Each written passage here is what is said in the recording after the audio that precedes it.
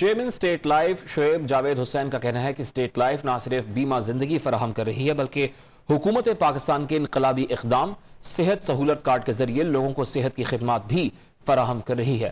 State life insurance east zone Karachi میں نئے سال کی خوشی میں تقریب کا انعقاد کیا گیا، جس میں نئے سال کی خوشی میں کیک کاٹا گیا۔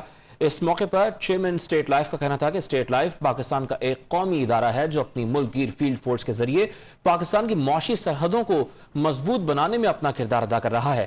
اسٹیٹ لائف حکومت پاکستان کے ساتھ آئی ٹی سیکٹر، نوجوانوں اور ورکنگ ویمن کے تحفظ کے لیے پروگرام لا رہا ہے۔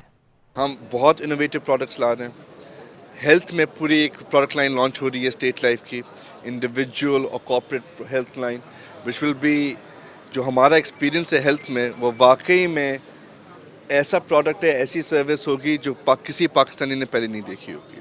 وی are launching that, S S C P نے اپروو بھی کر دیا۔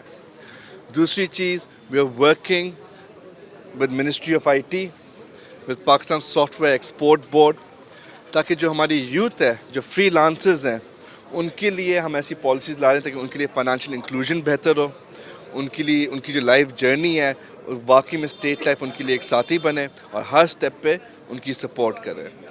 وی are also in discussions with women's world bank انشاءاللہ to bring about products for women's empowerment.